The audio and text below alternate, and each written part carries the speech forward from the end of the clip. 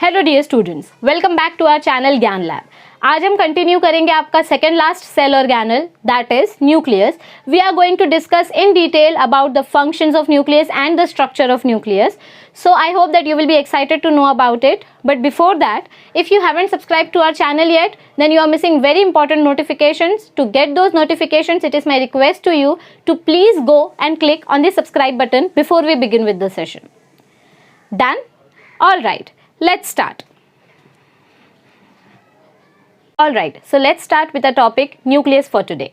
हमने ऑलरेडी ये चीज़ पढ़ी है अपने 8th स्टैंडर्ड, 9th स्टैंडर्ड और 10th स्टैंडर्ड के सेशंस में कि न्यूक्लियस क्या होता है। एक सेल होता है, सेल के अंदर एक डार्क कलर का स्पॉट होता है, उसको बोलते हैं न्यूक्लियस। और न्यूक्लियस में होता है डीएनए जो एक जनरेशन से दूसरी जनरेशन में पास ऑन होता है। ये चीज़ हमने रट ली है, like we have literally by hearted this thing. But today, in our today's lecture, we are going to understand that what is a nucleus in detail and what is its function and how it actually works. Okay? So हमने हमारे school section में ऐसा कुछ चीज़ देखा है कि ऐसा कोई सेल होता है, सेल किसी भी शेप का हो सकता है. So just assume that it is oval. So हमने क्या देखा है कि ऐसा कोई सेल होता है, सेल के अंदर ऐसे यहाँ पर कोई कंडेंस एकदम डेंस पार्टिकल होता है जिसको हम न्यूक्लियस बोलते हैं. Am I right? और हमने हमारे इनिशियल लेक्चर्स में देखा था कि न्यूक्लियस के आजू बाजू में एक मेम्ब्रेन होती है जिसको हम न्यूक्लियर एनवलप बोलते हैं. क्या बोलते हैं? Nuclear envelope. आपने ये चीज़ भी पढ़ी थी कि सेल के अंदर के लिक्विड को साइटोप्लाज्म बोलते हैं और न्यूक्लियस के अंदर जो लिक्विड होता है, अगर सेल के लिक्विड को साइटोप्लाज्म बोलेंगे तो साइटोप्लाज्म और न्यूक्लियस दोनों को अलग कौन कर रहा है? ये मेम्ब्रेन अलग कर रही है. ये जो न्यूक्लियस की मेम्ब्रेन है जिसको हम न्यूक्लियर एनवलप बोलते हैं, वो न्यूक्लियर एनवलप साइटोप्लाज्म को न्यूक्लियस से अलग कर रही है. तो मतलब न्यूक्लियस के पास खुद का लिक्विड है तो न्यूक्लियस के लिक्विड को बोलेंगे न्यूक्लियोप्लाज्म, सेल के लिक्विड को बोलते हैं साइटोप्लाज्म और न्यूक्लियस के लिक्विड को बोलेंगे न्यूक्लियोप्लाज्म. ये एकदम जनरल इंट्रोडक्शन था. ये अगर नहीं भी समझ में आया तो हम अब इसको डिटेल में देखते हैं. ठीक है, अब देखिए यहाँ पर फर्स्ट पॉइंट क्या बताया जा रहा है. Structure of nucleus of a eukaryotic cell becomes distinct. Distinct मतलब क्या होता है? आसानी से दिखने लायक, विजिबल, इजीली विजिबल. तो यूकैरियोटिक सेल का जो न्यूक्लियस होता है, यूकैरियोटिक सेल मतलब क्या होता है? Highly developed cell. ठीक है, जिसका न्यूक्लियस एकदम डेवलप्ड होता है.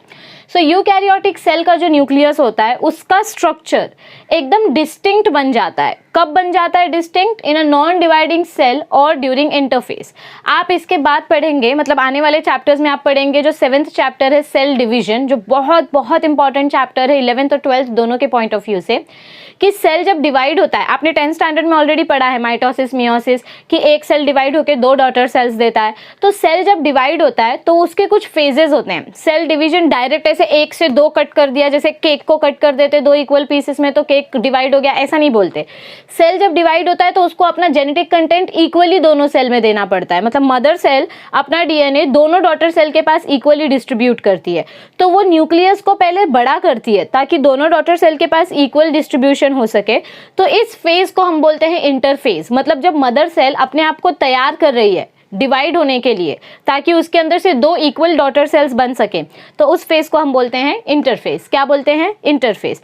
तो यूकैरियोटिक सेल में हमको न्यूक्लियस सबसे ज्यादा क्लियरली, सबसे ज्यादा डिस्टिंक्टली कब दिखता है? इंटरफेस के टाइम पे, क्योंकि इंटरफेस के टाइम पर वो डिवाइड होने के लिए रेडी होता है. ऑलराइट, फर्स्ट पॉइंट समझ में आया. यूकैरियोटिक सेल के अंदर का न्यूक्लियस क्लियरली कब दिखाई देता है? At the time of interphase, मतलब just before cell division. Such an interphase nucleus is made up of nuclear envelope, nucleoplasm, nucleolus and chromatin network. अगर मैं ये आपको ड्रॉ करके दिखाऊं तो it will look something like this. Just have a look. ये आपका समझो सेल है. क्या बोला हमको? Such an interphase nucleus is made up of. Suppose this is your nucleus. ऐसा इमेजिन करो कि ये आपका न्यूक्लियस है. मतलब ये एक बड़ा सा सेल है, सेल के अंदर ये न्यूक्लियस है. न्यूक्लियस का ये न्यूक्लियर एनवलप हो गया. क्या हो गया? ये न्यूक्लियर एनवलप, मतलब ये हमारे न्यूक्लियस की लेयर हो गई. ठीक है, यहाँ पर साइटोप्लाज्म है, यहाँ पर क्या है? साइटोप्लाज्म है. ठीक है, ये न्यूक्लियर एनवलप है. न्यूक्लियर एनवलप के अंदर एक डार्क चीज है जिसको हम बोलते हैं न्यूक्लियोलस. क्या बोलते हैं? हम इस चीज को यहीं लिख देती हूँ. This is what?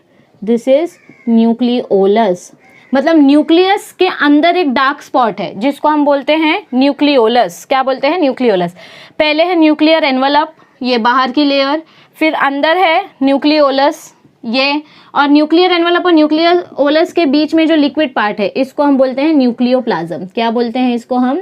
न्यूक्लियोप्लाज्म। मैंने आपको अभी बताया था ना, सेल का लिक्विड को साइटोप्लाज्म और न्यूक्लियस के लिक्विड को बोलेंगे न्यूक्लियोप्लाज्म। और क्या चीज़ बची? Chromatin network. क्या चीज़ बची? Chromatin network. ये क्रोमैटिन नेटवर्क कहाँ प्रेजेंट होता है? ये न्यूक्लियस को थोड़ा सा छोटा कर देती हूँ, न्यूक्लियोलस को। क्रोमैटिन नेटवर्क ऐसे डीएनए के फॉर्म में यहाँ पर प्रेजेंट होता है, ठीक है। Chromosomes, chromatin network is nothing but long thread of chromosomes. तो देखो ये हमारा न्यूक्लियस का स्ट्रक्चर है। आपके टेक्स्ट बुक में जो दिखाया गया है वो स्ट्रक्चर बहुत ही क्लियरली और बहुत ही बेटर वर्जन दिखाया गया है कि आपका जो न्यूक्लियस होता है उसमें न्यूक्लियर एनवलप होता है, आउटर मेम्ब्रेन जो साइटोप्लाज्म से न्यूक्लियस को सेपरेट करती है। आउटर मेम्ब्रेन के अंदर होता है न्यूक्लियोलस। न्यूक्लियोलस और आउटर मेम्ब्रेन के बीच में जो लिक्विड होता है उसको बोलते हैं न्यूक्लियोप्लाज्म। और न्यूक्लियोप्लाज्म में ही क्या चीज होती है? Chromatin network. क्या चीज प्रेजेंट होती है? Chromatin network. Chromatin network is nothing but your DNA. Did you understand? Okay, अब आगे देखते हैं। आगे हमको क्या बताया जा रहा है?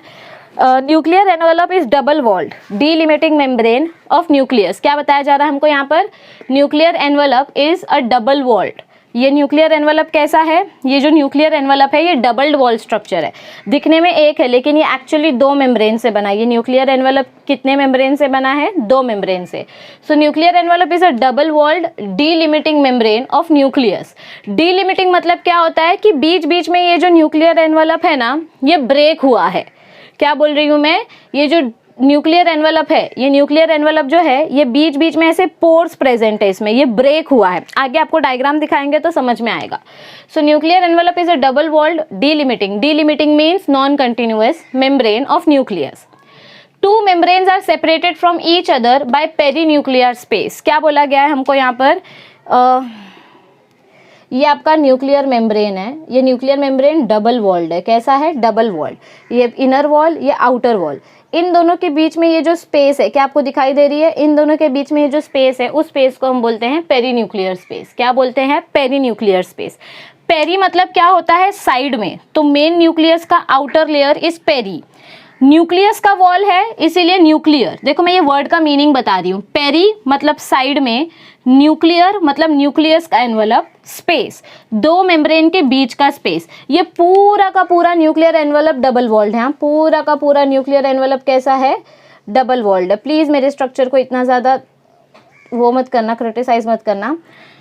ओके तो देखो क्या बोला जा रहा है हमको। आपका न्यूक्लियस है, न्यूक्लियस में सबसे पहले आउटर मेम्ब्रेन होती है, दैट इज न्यूक्लियर एनवलप। ये दोनों मेम्ब्रेन मिलाकर बनते हैं न्यूक्लियर एनवलप। ये मेम्ब्रेन और ये मेम्ब्रेन मिला के बनते हैं न्यूक्लियर एनवलप, ठीक है। डबल वॉल्ड है न्यूक्लियर एनवलप, आपकी डबल वॉल्ड है।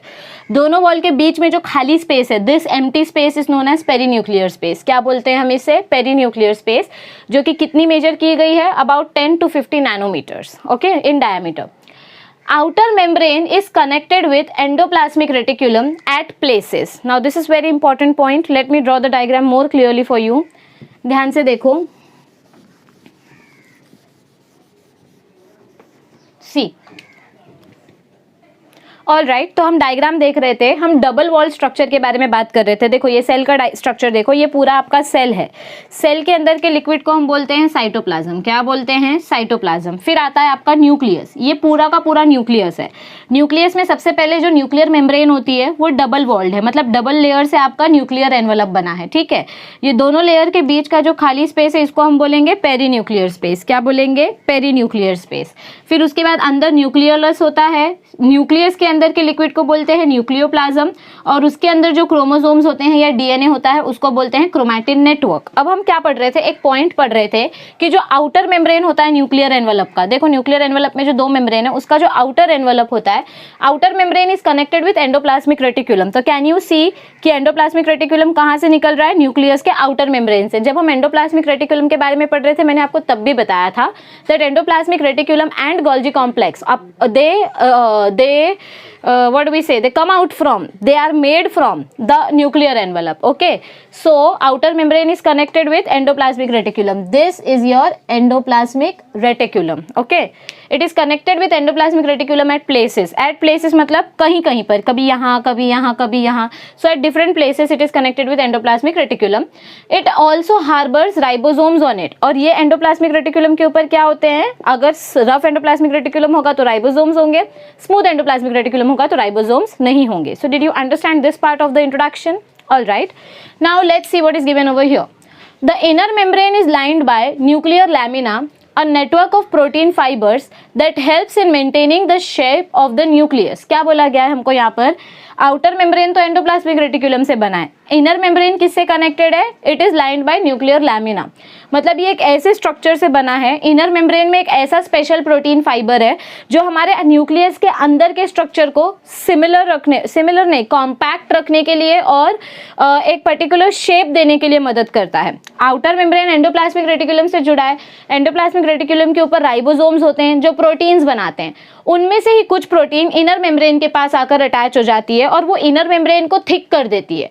इनर मेम्ब्रेन अगर कड़क रहेगी तो वो न्यूक्लियस को मतलब न्यूक्लियस के अंदर के स्ट्रक्चर को हिलने नहीं देगी और जिसके वजह से न्यूक्लियस का शेप मेंटेन रहेगा। So did you understand this point that inner membrane maintains the shape of the entire nucleus. आगे क्या दिया है, the two membranes along with perinuclear space help in separating nucleoplasm from cytoplasm, जो हमने starting में function देखा। ये दो मेम्ब्रेन की वजह से आपके सेल का साइटोप्लाज्म, ये सेल का साइटोप्लाज्म न्यूक्लियस के साइटोप्लाज्म के साथ मिक्स नहीं होता है।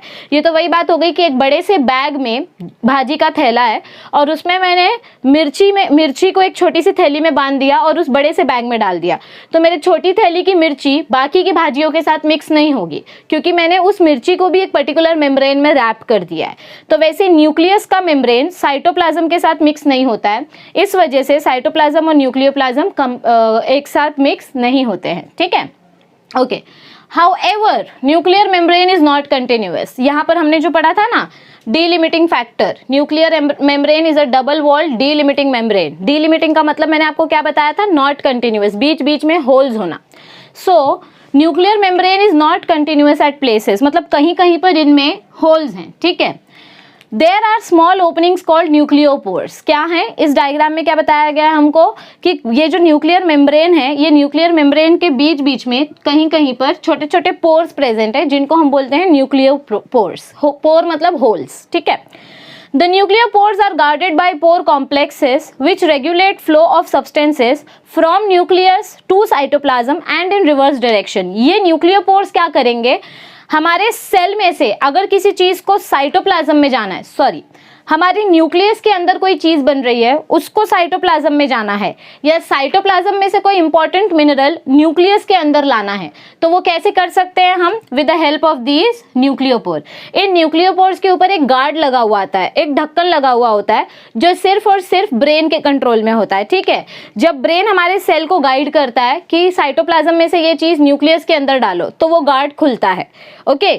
So it is totally under the control of central nervous system. Are you getting it? Okay.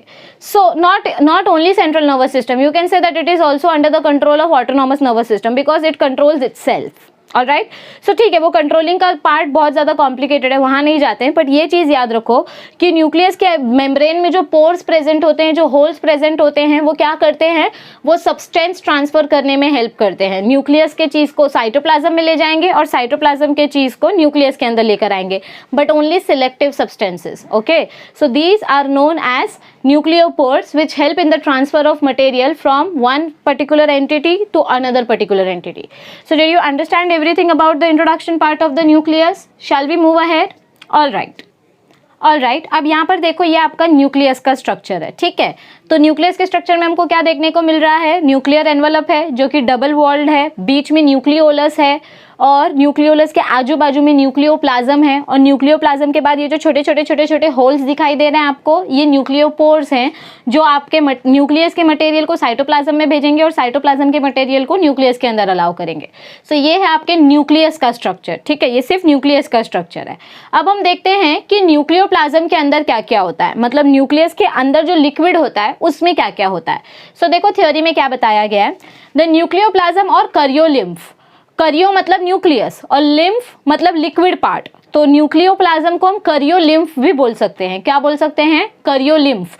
और ऐसे ही साइटोप्लाज्म को हम साइटोलिम्फ भी बोल सकते हैं, क्योंकि लिम्फ का मतलब होता है लिक्विड पार्ट। ओके, सो न्यूक्लियोप्लाज्म और करियोलिम्फ कंटेन्स वेरियस सब्सटेंसेस। क्या क्या हो सकता है उसमें? Like nucleic acids means DNA and RNA, protein molecules because it is connected with ribosomes, minerals and salts. So these are the different components which are present inside the liquid of the nucleus. Okay, it contains chromatin network. Chromatin network मतलब क्या होता है? DNA, the chromosome part.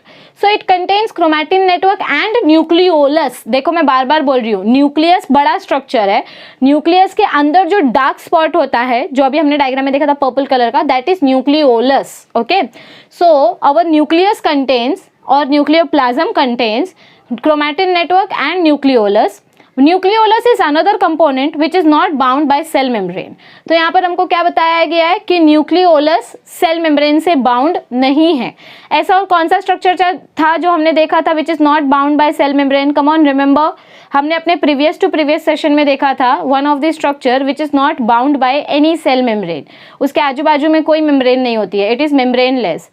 इस question का answer आप comment section में करके बताएंगे कि which other cell organelle is not bound by membrane. ठीक है, सो यहाँ पर क्या बताया गया हमको कि nucleolus is not bound by any membrane, it is just a free structure which is present in centre of the nucleus. अब देखो न्यूक्लियोलस के बारे में क्या बता रहे हैं। Nucleolus is made up of rRNA and ribosomal proteins. rRNA मतलब क्या होता है? Ribosomal RNA। मतलब एंडोप्लाज्मिक रेटिकुलम के ऊपर जो राइबोसोम्स हैं, suppose let if I draw it, this is the cell, this is the nucleus. Nucleus के पास एंडोप्लाज्मिक रेटिकुलम है। एंडोप्लाज्मिक रेटिकुलम के ऊपर जो राइबोसोम्स हैं, इन राइबोसोम्स में क्या प्रेजेंट है? rRNA। क्या प्रेजेंट है? rRNA। और ये rRNA क्या करते हैं? प्रोटीन कोड करते हैं। मतलब कौन सी प्रोटीन बनेगी उसका सारा इंफॉर्मेशन इस rRNA के पास होता है, नहीं mRNA के पास होता है, लेकिन mRNA से वो इंफॉर्मेशन रीड कौन करता है? rRNA। ठीक है, सो ये पूरा हम पढ़ेंगे यहाँ टाइप्स ऑफ RNA के बारे में। So nucleolus is made up of rRNA and ribosomal proteins and it is best known as the site of ribosome biogenesis. ये लाइन को अंडरलाइन कर दो, राइबोसोम बायोजेनेसिस, इस वर्ड को अंडरलाइन करो। राइबोसोम बायोजेनेसिस मतलब क्या होता है? Formation of ribosome. Ribosome biogenesis मतलब क्या होता है? Formation of ribosome. तो अगर मैं ऐसा पूछूं कि राइबोसोम्स बनते कहाँ हैं, वो प्रेजेंट कहाँ रहते हैं, ये तो हमको पता है, वो बहुत सारी जगह पर प्रेजेंट होते हैं। माइटोकॉन्ड्रिया में प्रेजेंट रहते हैं, क्लोरोप्लास्ट में प्रेजेंट रहते हैं, एंडोप्लाज्मिक रेटिकुलम के ऊपर प्रेजेंट रहते हैं, लेकिन ये बनते कहाँ से हैं? सो राइबोसोम्स बनते कहाँ से हैं? न्यूक्लियोलस से। कहाँ से बनते हैं? न्यूक्लियोलस से। So nucleolus is best known as the site of ribosome biogenesis. Depending on synthetic activity of a cell, there are one or more nucleoli present in the nucleoplasm. अब डिपेंड करता है कि सेल का क्या function है। देखो बहुत सारे बॉडी में टाइप्स के सेल्स हैं, लिवर के सेल्स हैं, पैनक्रिया के सेल्स हैं, लंग्स के सेल्स हैं, हार्ट के सेल्स हैं, स्किन सेल्स हैं, जर्मिनल सेल्स हैं, ऐसे बॉडी में बहुत सारे टाइप के सेल्स हैं। तो सेल टू सेल डिपेंड करता है कि कौन से सेल का एक्टिविटी क्या है। जिस सेल को ज़्यादातर प्रोटीन प्रोड्यूस करना है उस सेल में एक से ज़्यादा न्यूक्लियोलस होंगे, क्योंकि प्रोटीन बनाने के लिए क्या चाहिए? राइबोसोम चाहिए, और राइबोसोम कौन बनाता है? Nucleolus. So depends upon the cell. Cell को अगर ज़्यादा प्रोटीन बनाना है तो उस सेल के न्यूक्लियस में हमको एक से ज़्यादा न्यूक्लियोलाई देखने को मिलेंगे। ठीक है, okay. Nucleolus singular, nucleoli plural form. आगे क्या बताया गया है हमको? For example, cells of oocyte contain large nucleolus whereas sperm cells contain small inconspicuous one. क्या बोला गया है हमको यहाँ पर कि जो हमारा ओवम होता है, जो ओवेरियन सेल होता है, oocyte जो फीमेल गैमेट होता है, उसमें हमको लार्ज न्यूक्लियोलस देखने को मिलता है, क्योंकि oocyte is a large structure और उसको ज़्यादा प्रोटीन चाहिए अपने आउटर मेम्ब्रेन को कवर करने के लिए। जो हमारा एग होता है, फीमेल का एग होता है, उसकी आउटर मेम्ब्रेन को प्रोटेक्ट करने के लिए उसको ज़्यादा प्रोटीन्स चाहिए। ठीक है, जोना पेल्यूसिडा बनाने के लिए, ये आप पढ़ेंगे नेक्स्ट स्टैंडर्ड में, 12th स्टैंडर्ड में। तो हमारे oocyte को ज़्यादा प्रोटीन्स चाहिए, इसलिए उसमें बड़ा न्यूक्लियोलस होता है। और हमारे स्पर्म एक बहुत ही छोटा सा एंटिटी है, उसको ज़्यादा प्रोटीन नहीं चाहिए, तो उसमें छोटा सा है, मतलब कभी कभी तो स्पर्म का न्यूक्लियोलस दिखता ही नहीं है। मैं न्यूक्लियोलस की बात कर रही हूँ, मैं बार बार बोल रही हूँ कि न्यूक्लियस के अंदर न्यूक्लियोलस होता है, दोनों अलग अलग है, ठीक है। न्यूक्लियस है, न्यूक्लियस के अंदर न्यूक्लियोलस है, जिसका फंक्शन है राइबोसोम्स बनाना।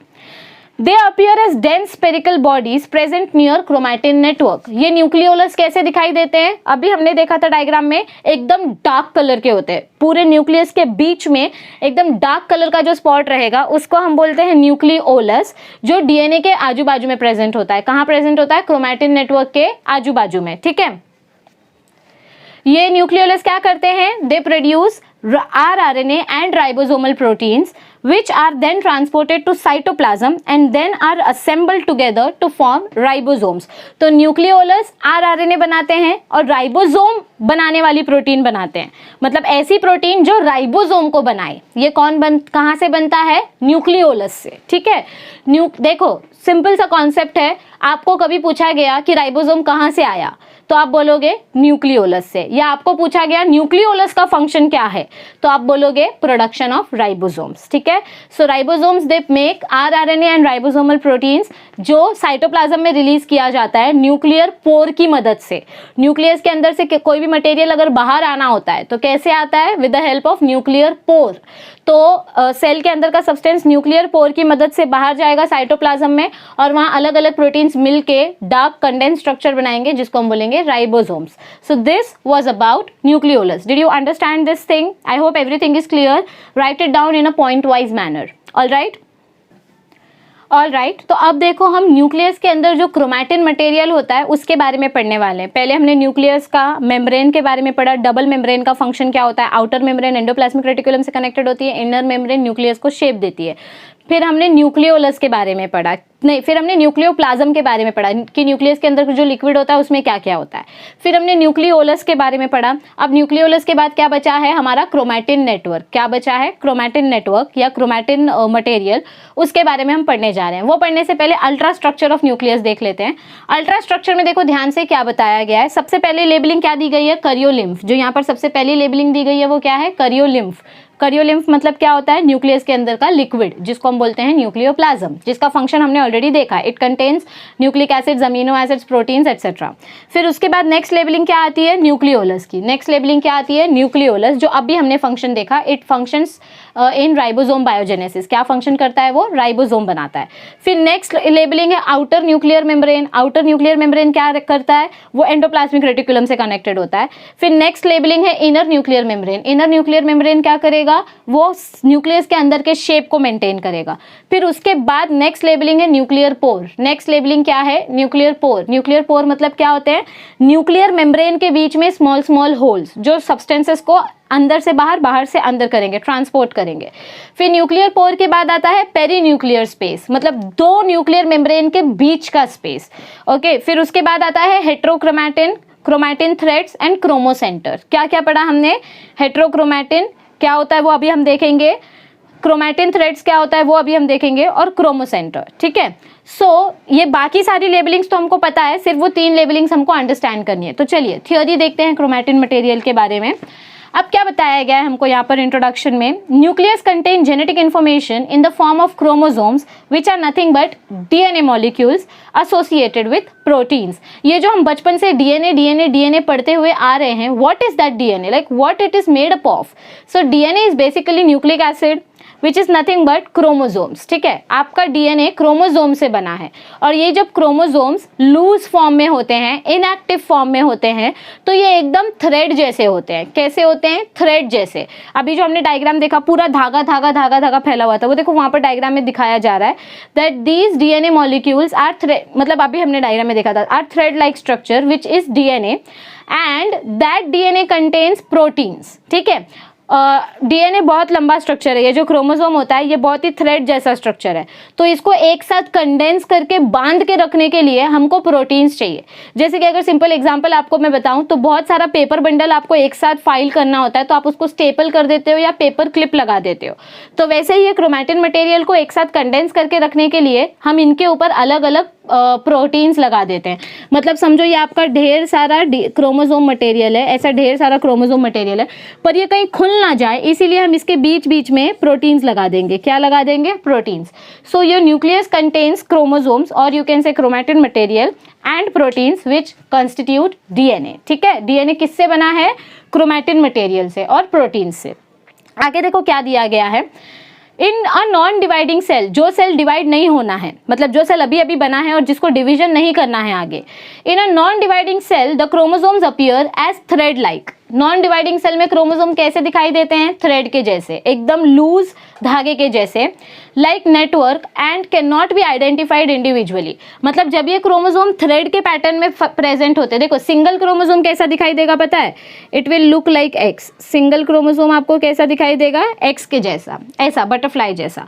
लेकिन अगर वो सारे क्रोमोसोम्स को, टोटल अपनी बॉडी में कितने क्रोमोसोम्स होते हैं? 46 क्रोमोसोम्स होते हैं। ह्यूमन बॉडी में कितने क्रोमोसोम्स होते हैं? 46। तो अगर ये 46 क्रोमोसोम सारे के सारे खुल जाएं तो ऐसे सिंगल धागे जैसे बन जाएंगे, तो आप इनको इंडिविजुअली पहचान नहीं पाओगे कि कौन सा क्रोमोसोम सेक्स क्रोमोसोम है, कौन सा क्रोमोसोम में आपके डिजीजेस की कोडिंग है, कौन से क्रोमोसोम में आपका हेयर कलर है, कौन से क्रोमोसोम में आपका आइस कलर है। क्योंकि chromosome is nothing but your DNA, और डीएनए से ही पता चलता है ना कि बच्चे का बाल कैसा शेप का होगा, बच्चे की आंखों का कलर क्या होगा, बच्चा लड़का होगा कि लड़की होगा, ये सब डीएनए से पता चलता है। तो डीएनए में क्रोमोसोम से पता चलता है, और क्रोमोसोम जब सिंगल फॉर्म में प्रेजेंट होंगे तभी हमको पता चलेगा कि अच्छा ये क्रोमोसोम है मतलब लड़का है, वाई क्रोमोसोम है मतलब लड़की है। ठीक है, एक्स क्रोमोसोम है तो एक्स क्रोमोसोम है तो लड़की है, वाई क्रोमोसोम है तो लड़का है। लेकिन ये पता कैसे चलेगा? जब क्रोमोसोम सिंगल फॉर्म में होंगे। क्रोमोसोम्स अगर सिंगल फॉर्म में नहीं रहते हैं, वो धागे के फॉर्म में रहते हैं, तो उनको आइडेंटिफाई करना मुश्किल हो जाता है। ठीक है, और इसीलिए उस टाइप के क्रोमोसोम को हम बोलते हैं क्रोमैटिन नेटवर्क। क्या बोलते हैं? Chromatin network. वो धागे जैसा कॉम्प्लिकेटेड स्ट्रक्चर बन जाता है। So in a non dividing cell the chromosomes appear as thread like network and it can not be identified usually individually. This network is called chromatin network. इस network को हम क्या बोलते हैं? Chromatin network. क्या बोलते हैं इस नेटवर्क को हम? Chromatin network. आगे क्या बताया गया है? This network is called chromatin material. The chromatin material contains, ये chromatin material में क्या है? It contains DNA because it contains information. DNA is what? Deoxyribose nucleic acid. So इस chromatin network में क्या है? Nucleic acid है. So it contains DNA. It contains histone and non-histone proteins. ये जो मैं प्रोटीन्स की बात कर रही थी ना, जैसे पेपर क्लिप लगाते हैं पेपर ना उड़े, और वैसे ही हम क्रोमैटिन मटेरियल को, थ्रेड्स को एक साथ पकड़ने के लिए प्रोटीन्स लगा देते हैं। So these are histone and non histone proteins. आगे क्या बताया गया है? And RNA.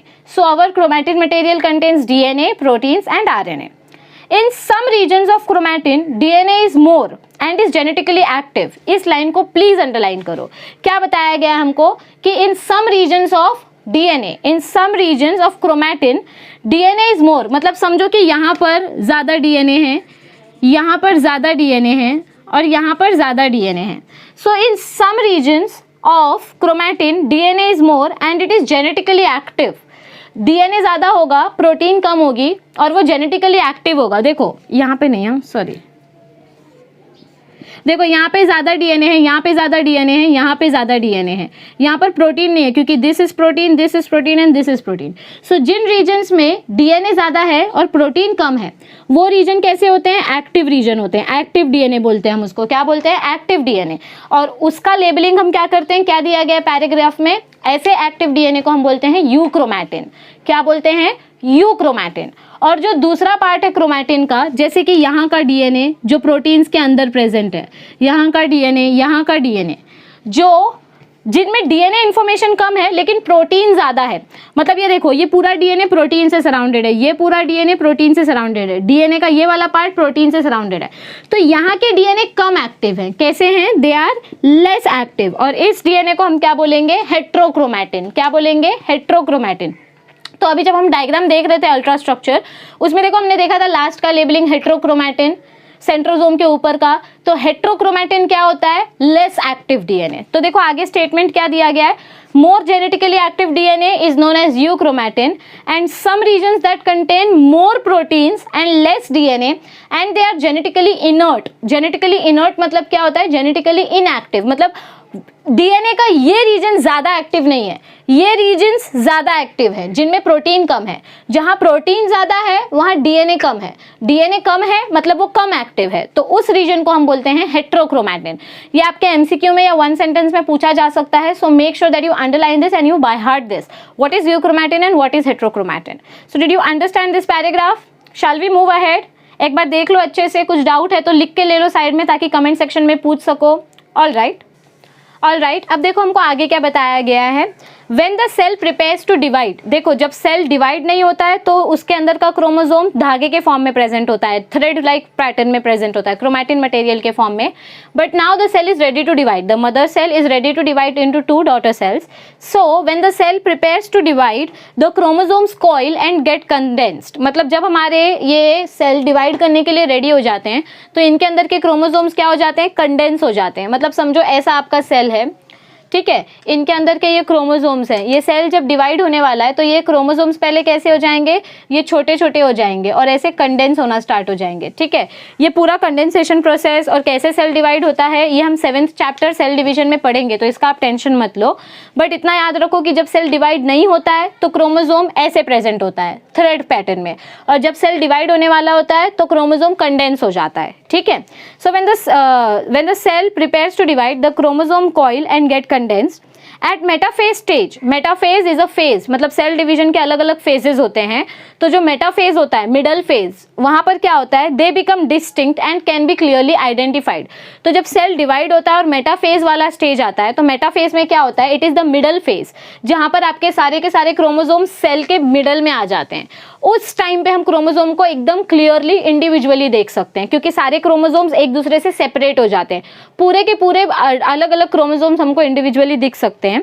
You will study this process as well as structure and types of chromosome in the coming chapters. Every other species of living organism has specific number of chromosomes। क्या बताया जा रहा है हमको यहाँ पर? अपने प्लैनेट पर जितने भी लिविंग ऑर्गेनिजम्स हैं, हर लिविंग ऑर्गेनिज्म का एक फिक्स्ड नंबर ऑफ क्रोमोसोम्स है। ह्यूमंस में कितने होने चाहिए, मधुमक्खी हनी बी में कितने होने चाहिए, बर्ड्स में कितने, एनिमल्स में कितने, रेप्टाइल्स में कितने, ऐसे बहुत ही अलग अलग नंबर्स हैं क्रोमोसोम्स के जो ऑलरेडी स्पेसिफिकली बताए गए हैं।